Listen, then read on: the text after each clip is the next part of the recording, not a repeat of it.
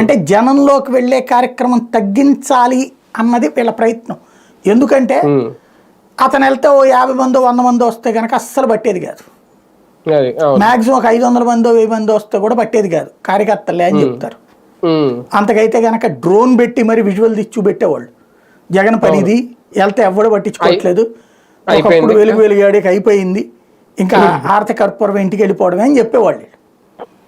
ఎప్పుడైతే జగన్ దానికి జనం ఎక్కువ వచ్చేస్తున్నారో అతను ఎక్కడికి పోయినా అట్లాగని డబ్బుల్ని అదే జనాన్ని తోలుకొచ్చినా, డబ్బులు ఇస్తున్నా, మందు ఇస్తున్నా, వీళ్ళ కెమెరాలన్నీ చుట్టూతా ఉంటాయి, వీడియోలు తీస్తారు, అవన్నీ ప్రొజెక్ట్ చేస్తారు.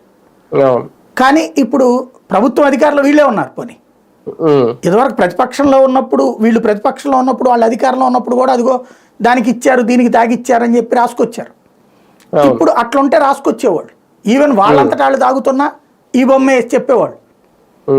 అది కుదరలేదు అనుకుంటా, వాళ్ళంతటా వాళ్ళు ఎగబడి వస్తున్నారు. కాబట్టి దాన్ని కంట్రోల్ చేయాలంటే జనానికి జగన్ దొరకకూడదు, జనంతో జగన్ స్పీచ్ ఇవ్వకూడదు. జగన్ స్పీచ్ ఇవ్వడం బిగిన్ చేస్తే టెంపర్ వస్తుంది, క్రియేట్ చేయగలదు. వెంటనే అతను నత్తిగా మాట్లాడాడు, నంగిగా మాట్లాడాడని కొన్ని తీస్తారు.